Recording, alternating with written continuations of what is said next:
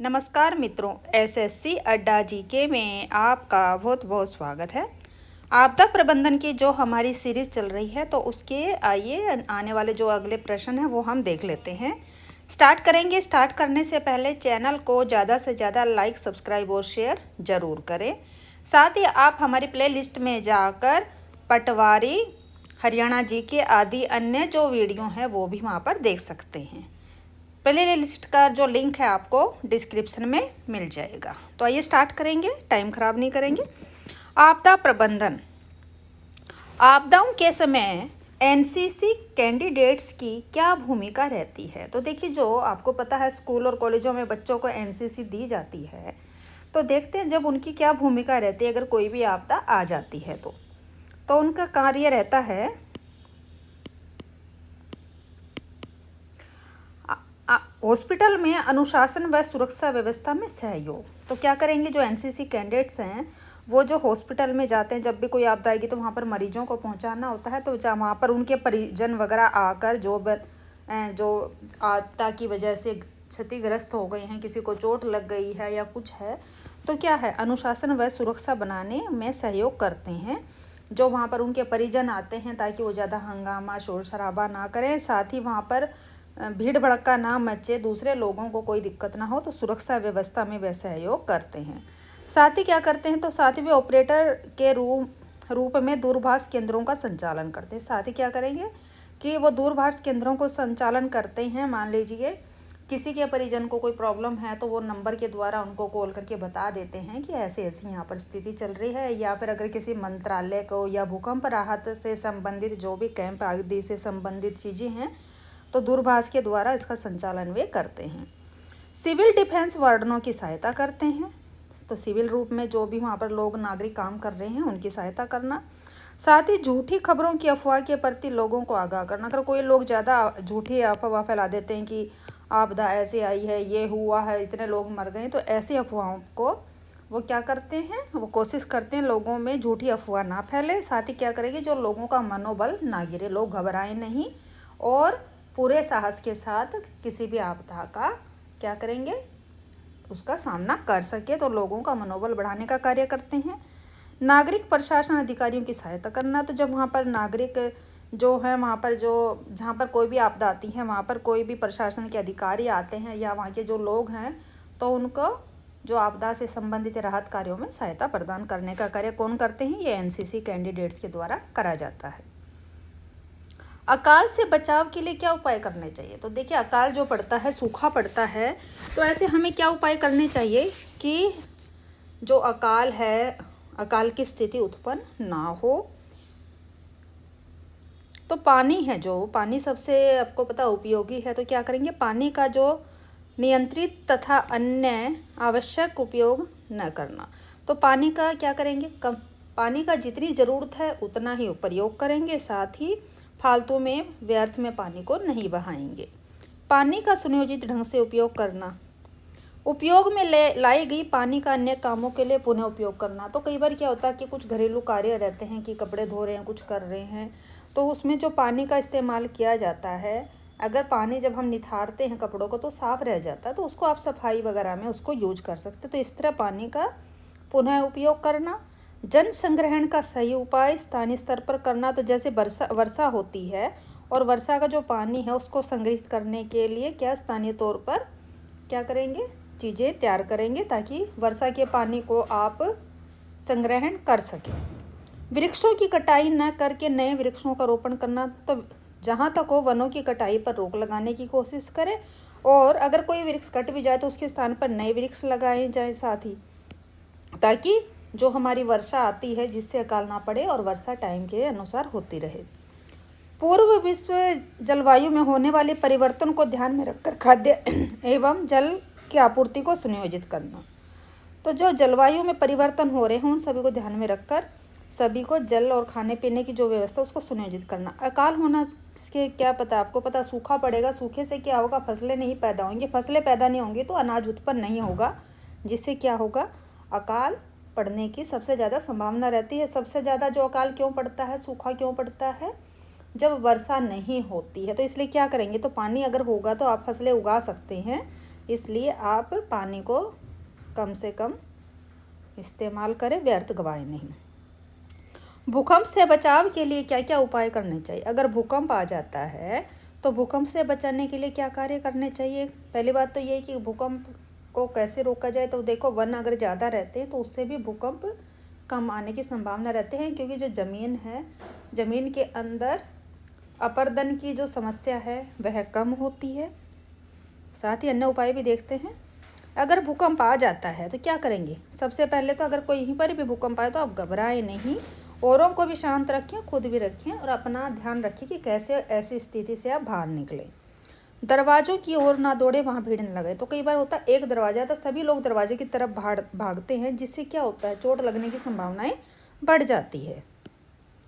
Lift का प्रयोग ना करके सीढ़ियों का करें। अगर भूकंप आए तो कभी भी लिफ्ट का यूज़ नहीं करेंगे, ज़्यादा से ज़्यादा सीढ़ियों से ही उतरने की कोशिश करें। भूकंप में क्या करना चाहिए? लिफ्ट का प्रयोग नहीं करना चाहिए।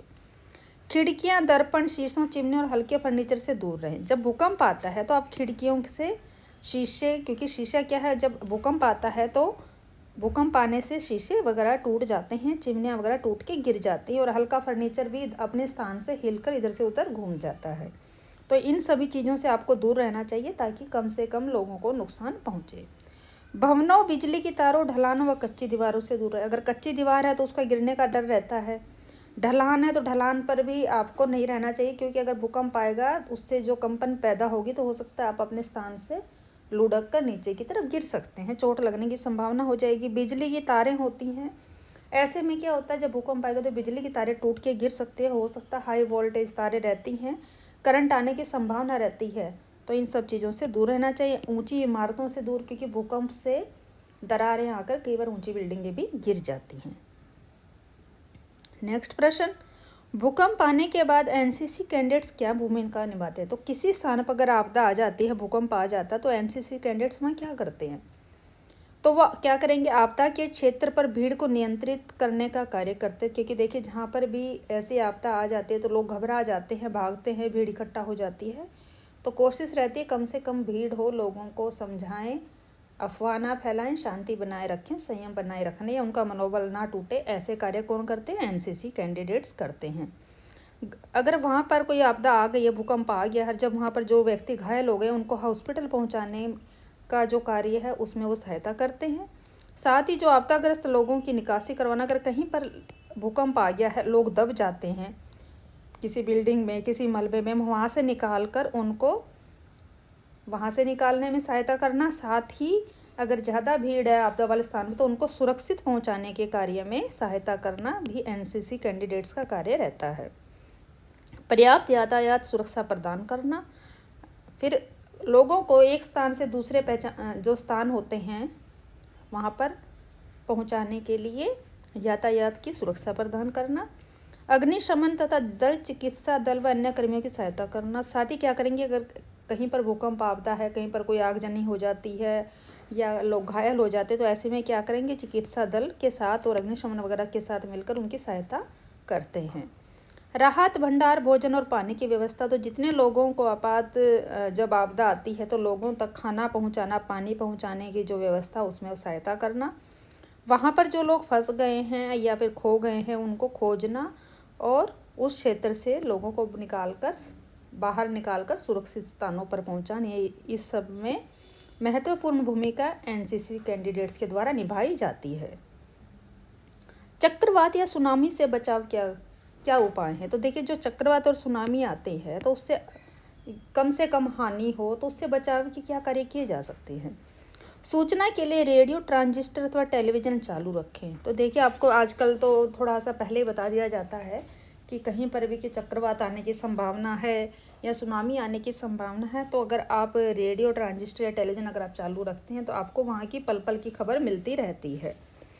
यदि खुले स्थान पर आसपास रहने की अगर व्यवस्था हो तो आश्रय ढूंढें। यदि आप ऐसे किसी स्थान पर हैं जहाँ पर सुनामी या चक्रवात आना है और आपको सूचना मिल गई है, तो आप एकदम तो कहीं दूर जा नहीं सकते, तो क्या करेंगे, अगर आपको लगता है आसपास आप देखेंगे कोई घर है या कुछ है, तो आप किसी के पास रहने के लिए आश्रय ढूंढेंगे ताकि खुले स्थान पर ना रहें। चक्रवात में क्या रहता है, सबसे ज़्यादा नुकसान खुले स्थान पर रहने से हो जाता है। यदि घर या दफ्तर में हो तो सबसे मजबूत स्थान पर रहे। अगर आपके घर और दफ्तर में है, चक्रवात या तूफान आ जाता तो आप क्या करेंगे? तो अगर घर की बिल्डिंग कोई जर्जर है, छत खराब है, तो ऐसे स्थान पर ना रहकर जब आप जो हिस्सा आपके मकान का मजबूत है, अच्छा, ऐसे स्थान पर आप रहेंगे। यदि तूफान से छत यहाँ पर छत आएगा। यदि तूफान से छत हिलने लगेगी तो क्या करेंगे? तो देखिए, जब भी तूफान आने लगे, आपको लगे कि आपके जो घर की बिल्डिंग है, आपकी छत हिल रही है, तो आप क्या करेंगे? खिड़कियाँ खोल देंगे, क्योंकि जो उसके द्वारा हवा का जो दबाव है खिड़कियाँ खुलने से बाहर चला जाएगा। इससे उसमें क्या रहेगा? थोड़ा सा बचाव रहेगा। चक्रवात में अंतराल के समय बाहर ना निकले। तो चक्रवात अगर कहीं किसी स्थान पर आया है और आप कहीं पर रुके हुए हैं, तो पहली बात तो अपने घर से बाहर ही नहीं निकलेंगे। अगर आप फिर भी किसी स्थान पर रुके हुए हैं तब भी वहाँ से, क्योंकि चक्रवात थोड़े थोड़े अंतराल पर आता रहता है, तो आप जल्दी से बाहर निकलने की कोशिश ना करें। जहाँ पर है वहीं पर सुरक्षित रहें जब तक आपको लगे कि जो विपदा है, आपदा है, टल नहीं गई। यदि समुद्र तट के निकट रहते हैं तो बाढ़ से बचने के उपायों का भी ध्यान रखें। तो अगर आप समुद्र के किनारे पर रहते हैं, आपका घर समुद्र के तट के आसपास है, तो क्या करेंगे? सुनामी से बाढ़ आने की संभावना रहती है, तो आप उनके बचाव का भी पूरा ध्यान रखेंगे। आग बुझाने के लिए उपयोगी कोई 5 उपकरण के नाम बताएं। तो कहीं पर कई बार आग लग जाती है, तो आपके जो उपयोग में आने वाले 5 उपकरण कौन से रहते हैं? अग्निशामक यंत्र बिल्कुल ज़रूरी है, फायर हुक्स, फायर बीटर, रकाब पंप, बाल्टियाँ, टीन। तो बाल्टियाँ वगैरह क्यों यूज होती है? टीन, देखिए बाल्टियाँ, अगर क्या होता है, जब भी कहीं पर आग लग जाती है तो आप बाल्टियों के द्वारा पानी डालकर उस आग को बुझा सकते हैं। अगर बिजली के द्वारा लग जाती है तो आप रेत डालकर, तो उनके लिए आपको कोई टीन के जो कनस्तर होते हैं या बाल्टियाँ होती हैं, उनकी ज़रूरत पड़ती है। साथ ही अग्निशामक यंत्र, फायर हुक्स, फायर बीटर आदि की भी ज़रूरत रहती है। आसमानी बिजली गिरने जैसी आपदा से बचाव के लिए क्या उपाय करने चाहिए? तो कई बार क्या होता है, आपको पता है कि ये नहीं है कि बाढ़ है, सुनामी है, भूकंप है, यही आपदा। कई बार कई जगह जो बिजली, आसमानी जो बिजली है, वह भी भयंकर रूप लेती है। अगर वो गिरती है कहीं पर तो बड़ा नुकसान हो जाता है। तो ऐसे में क्या करेंगे? आसमानी जो बिजली है उससे बचाव के लिए आप क्या उपाय करेंगे? पहली कोशिश रहेगी, अगर आपको लगता है कहीं पर बिजली पड़ने की संभावना, तो अपने घरों से बाहर नहीं निकलेंगे। दूसरा, अगर आप कहीं बाहर भी हैं तो ऐसे क्षेत्र पे ना खड़े जहाँ पर किसी पेड़ के नीचे, खुले मैदान या ऊंचे स्थान पर आपको आश्रय नहीं लेना चाहिए, क्योंकि वहाँ पर बिजली गिरने की संभावना ज़्यादा रहती है। इसके अलावा क्या करेंगे? बिजली तथा टेलीफोन के खंभे, इनसे दूरी बनाकर रखेंगे। ऊंची इमारतें तथा तार के जो बाढ़ वाले स्थान है वहाँ पर भी आपको खड़े नहीं होना चाहिए, क्योंकि बिजली वहाँ पर गिरने की संभावना अत्यधिक रहती है। नेक्स्ट क्वेश्चन देख लेते हैं। तूफान जैसी आपदा से बचाव के लिए क्या करना चाहिए? तो कई बार जब तूफान आता है, तो तूफान अगर आता है, तूफान से बचाव के लिए आपको क्या करना चाहिए? ऊंचे वृक्षों जो फल नहीं देते उनकी नियमित रूप से कटाई छटाई करते रहना चाहिए। तो देखिए, रहता है कुछ क्षेत्र ऐसे रहते हैं जहाँ पर तूफान आदि ज़्यादा आते हैं, तो क्या करेंगे? कुछ ऐसे वृक्ष रहते हैं जो काफ़ी ऊंचे भी होते हैं, लेकिन उन पर कोई फल वगैरह नहीं आता, तो उनको इतना ज़्यादा भारी भरकम ना होने दिया जाए। अगर वो टूट के गिरे तो किसी लोगों को नुकसान ज़्यादा पहुँचे। किसी सुरक्षित स्थान पर आश्रय लेना चाहिए। अगर तूफान आएगा तो क्या करेंगे? आप किसी सुरक्षित स्थान पर आश्रय लेंगे। रेडियो, टेलीविज़न आदि पर दी गई सूचना का पालन करना चाहिए। तो जब जनहित में रेडियो, टेलीविज़न आदि पर सूचना दी जाती है कि भाई ऐसी जगह पर तूफान आएगा, कोई चक्रवात आएगा, सुनामी आए, तो आप क्या करेंगे? जो वो वहाँ पर गाइडलाइंस देंगे उसके अकॉर्डिंग आप रहेंगे, ताकि आप उस विपदा से बच सकें। अगर आप किसी ठिकाने पर फंस जाते हैं तो क्या करेंगे? अपने इसकी जो सूचना किसको देंगे? अपने मित्र और परिवार वालों को देते रहना चाहिए कि ऐसे ऐसी कंडीशन हो गई, हम ऐसे स्थान पर फंसे हुए हैं, ताकि अगर कोई अनहोनी हो भी जाती है तो वो आप लोगों को वहाँ पे जाकर ढूंढ सकते हैं, निकाल सकते हैं, या फिर जो राहत कार्यकर्मी हैं उनसे बात करके आपकी सहायता कर सकते हैं। बिजली के सभी स्विच बंद कर देने चाहिए। जब आपको लगता है कोई तूफान या आंधी आने वाले चाहिए, तो घर के अंदर जितने भी आपके स्विच बोर्ड हैं उनको ऑफ कर देना चाहिए। यदि संभव हो तो अन्य पीड़ितों की सहायता करें। यदि आप ऐसे स्थान पर हैं जहाँ पर तूफान या विपदा आ गई है और आपकी जो, अगर आप स्वास्थ्य के तौर पे या आसपास जहाँ भी आप रह रहे हैं, अगर सहायता करना चाहते हैं, तो अगर वहाँ पर कोई पीड़ित होता, अगर आप उनकी सहायता कर सकते हैं तो वह भी आपको ज़रूर करनी चाहिए। बादल अगर फटता है तो उससे जो आपदा आती है उससे कैसे उपाय बचाव के रहते हैं, देख लेते हैं। प्रश्न नंबर 9, बादल फटने की घटना घट जाने पर क्या उपाय करने चाहिए। तो देखिए जहाँ पर बादल फटा तो सबसे बड़ा रहता है कि आपको सबसे पहले शीघ्र से शीघ्र क्या करेंगे, सुरक्षित स्थान पर आपको आश्रय लेने का प्रयास करना चाहिए। दूसरा, अगर आपको लगता है कि ऐसी कोई घटना घटने वाली है तो जो पहाड़ियों के अत्यंत समीप समुद्र या नदी के किनारे आपको, अगर आप कहीं पर हिल स्टेशन या कहीं गए हैं और आपको पता है कि ऐसी विपदा आने के यहाँ पे चांस है, तो आपकी कोशिश रहे जल्दी से जल्दी उस स्थान को छोड़कर आप कहीं और चले जाएं। ऐसे स्थानों पर आपको रुकना नहीं चाहिए। कहाँ, पहाड़ियों के अत्यंत पास में और समुद्र नदी के किनारों पर। नेक्स्ट प्रश्न, तूफान आने की जानकारी गुप्त रखी जानी चाहिए या नहीं। तो अब ये बताना है आपको। अगर आपको पता लग गया है पहले से ही कि कहीं पर तूफान, आंधी तूफान आने की संभावना है, तो आपको क्या करना चाहिए, क्या वो जानकारी अपने तक ही सीमित रखनी चाहिए और लोगों को भी बतानी चाहिए। तो देखिए इसका सही उत्तर है कि तूफान आने की जानकारी जो है वो गुप्त नहीं रखनी चाहिए, सभी को बता देनी चाहिए ताकि वो बचाव कार्य कर सके, बचाव अपना कर सके। तूफान आने की जानकारी सब लोगों को देनी चाहिए जिससे वे सभी अपना अपना बचाव कर सकें। नेक्स्ट क्वेश्चन, आकाश में बिजली चमकते समय तैरना क्यों नहीं चाहिए। तो देखिए जब मौसम ख़राब होता है तो पता होता है कि आकाश में बिजली भी चमकती ही है। अगर ऐसा होता है तो क्या करेंगे, तो कभी भी जो तैराक है, कोई भी है तैराक, तो क्या करेंगे, तैराकी नहीं करनी चाहिए। क्यों तैराकी नहीं करनी चाहिए, किसी भी स्विमिंग पूल, नदी वगैरह में, नहर में, तो आपको बाहर निकल जाना चाहिए। क्यों, क्योंकि कई बार क्या होता है जो आकाशीय बिजली है वह पानी में गिर जाती है और जिससे जो तैराक है, तैराक का क्या होगा, तैराक की मृत्यु होने की संभावना रहती है। तो क्या करेंगे, ऐसे में आप नहर, नदी, नालों पर नहीं जाएंगे। क्या ओलावृष्टि के कारण अकाल पड़ सकता, अतिवृष्टि, क्या अतिवृष्टि के कारण अकाल पड़ सकता है। तो इसका उत्तर आपको पता ही है कि अगर ज़्यादा वर्षा हो जाए, अतिवृष्टि मतलब बहुत ज़्यादा वर्षा, ज़्यादा वर्षा अगर हो जाती है किसी स्थान पर,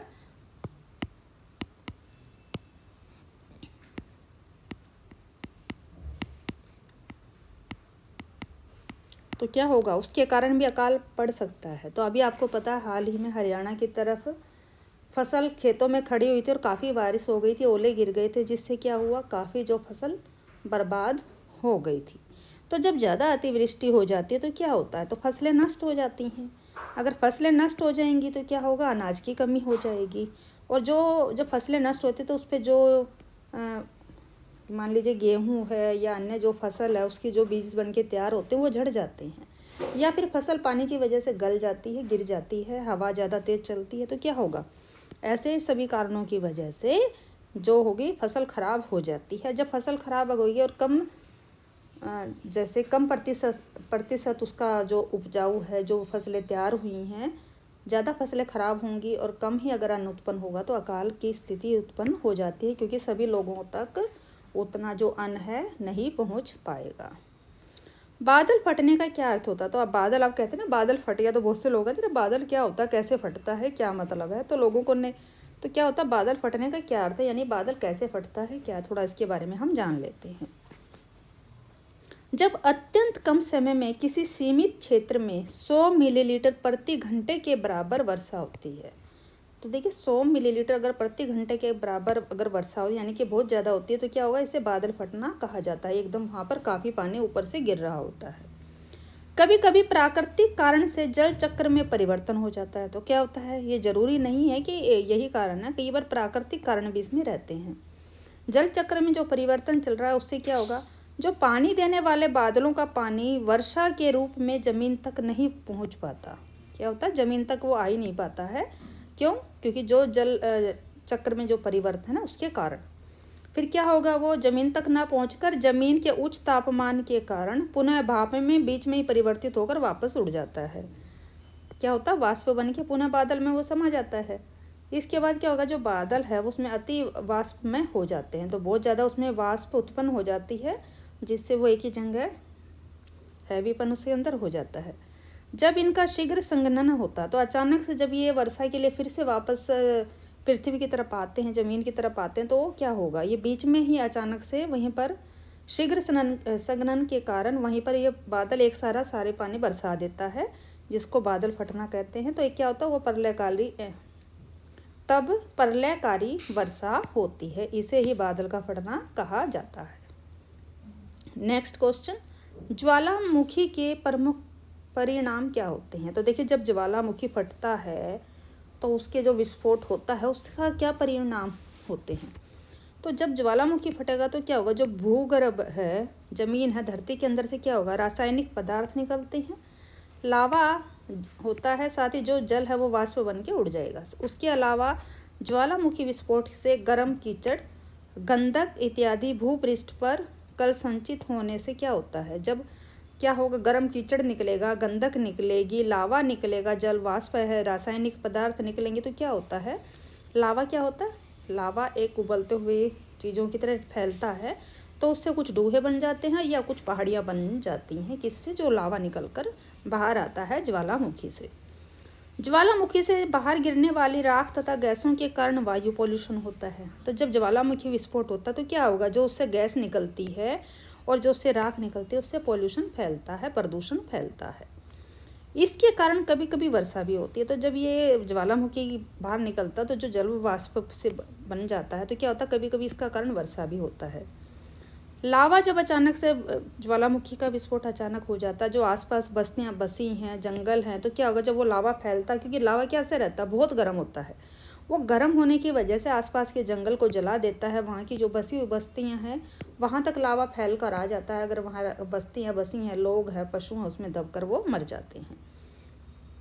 ज्वालामुखी द्वारा जन धन की हानि होती है।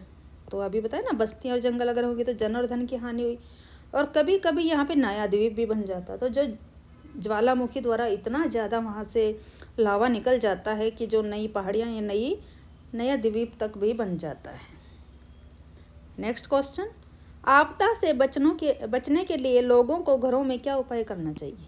तो देखिए, कई बार आपदा लोगों को पता रहती है, कुछ ऐसे एरिया रहते हैं जहाँ पर बाढ़ या फिर भूकंप या फिर सुनामी, ऐसी जब चीज़ें आती हैं तो वहाँ जो लोग हैं उनको पता ही रहता है कि हमारे साथ ऐसी घटना आमतौर पर होती है। जैसे कि आपको पता है, बिहार एक ऐसा क्षेत्र है जहाँ कोसी नदी ज़्यादातर हर साल ही वहाँ पर बाढ़ आती है। तो जब उन लोगों को पता, तो ऐसे लोगों की क्या है, अपने आपदा से उपाय जो होते हैं बचने के लिए पहले से उपाय करके रखने चाहिए।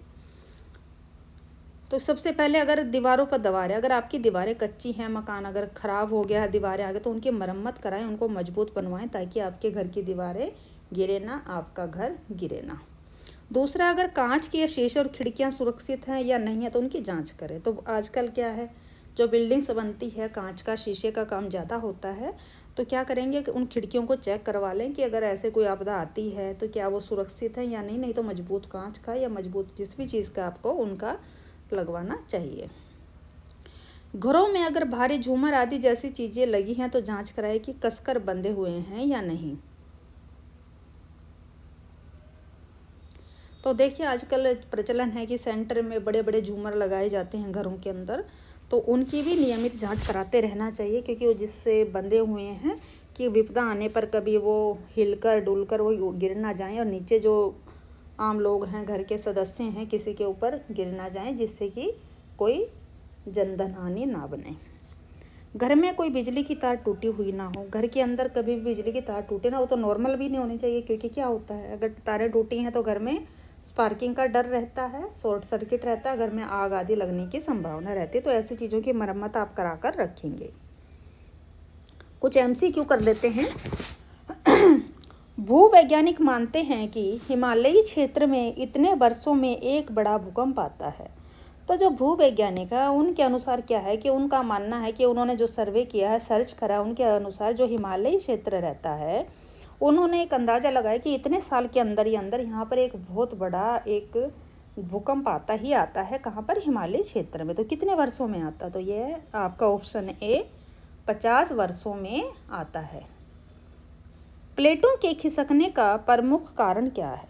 तो आप कहते हैं जो भूकंप आता है किस कारण से आता है, जो सतह पे जो प्लेट हैं अपने स्थान से खिसक जाती हैं तभी आता है। तो क्या कारण है इसका? तो भूकंप आना। ऑप्शन 8 करेक्ट रहेगा। भारतीय उपमहाद्वीप की प्लेट उत्तर की ओर खिसक रही है, इसे क्या कहा जाता है? तो जो भारतीय उपमहाद्वीप की एक प्लेट है वह किस तरफ खिसक रही है, तो वह उत्तर की ओर धीरे धीरे खिसक रही है। इसका क्या नाम है, जो वैज्ञानिक हैं भूवैज्ञानिक उन्होंने इसको क्या नाम दिया, तो इन्होंने इसका नाम दिया है main central thrust line, option b main central thrust line. Next question, भूवैज्ञानिकों के अनुसार फॉल्ट लाइन किसके नीचे से गुजरती है, टिहरी बांध, अल्मोड़ा, केदारनाथ, दयारा। तो जो भूवैज्ञानिक हैं उनके अनुसार जो फॉल्ट लाइन है वो टिहरी बांध के नीचे से गुजरती है। आपको पता होगा जब टिहरी बांध बना था तो इसका काफ़ी विरोध हुआ था, लोगों ने बनाने से इसको मना किया गया था कि अगर कभी भी भूकंप आएगा तो इससे बहुत ज़्यादा तबाही मच सकती है। तो जो फॉल्ट लाइन है वह कहाँ से है, वह टिहरी बांध के नीचे से गुजरती है, याद रखेंगे। देश में आए भूकंप का कितना प्रतिशत हिमालय व उत्तरी पूर्वी क्षेत्र में आते हैं। जो भूकंप है ये सबसे ज़्यादा कौन सा जो हिमालय के उत्तरी पूर्वी क्षेत्र में आते हैं, तो कितने प्रतिशत है इसका, तो इसका उत्तर रहेगा ऑप्शन ए 70% है भूकंप वे हिमालय के उत्तरी पूर्वी क्षेत्र में आते हैं।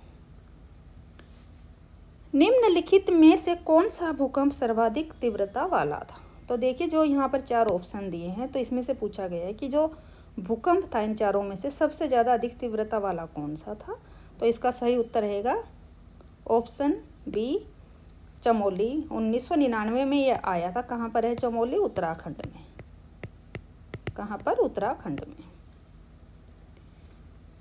नेक्स्ट क्वेश्चन है, बढ़ती ग्लोबल वार्मिंग के कारण ग्लेशियरों पर क्या प्रभाव पड़ता है।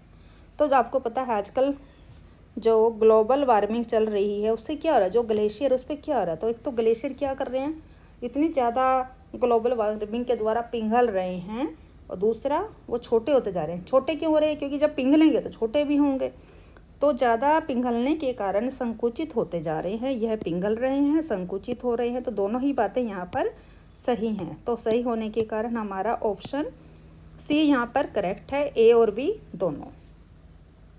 निम्न में से असंगत कौन है, तो आपको बताना है यहाँ पर जो 4 ऑप्शन है इनमें ऐसा कौन सा जो एक दूसरे से मेल नहीं खाता है। तो लावा, गरम कीचड़, राख, टिड्डी दल का हमला। तो देखिए जो लावा है ये कहाँ से निकलता है, ज्वालामुखी से।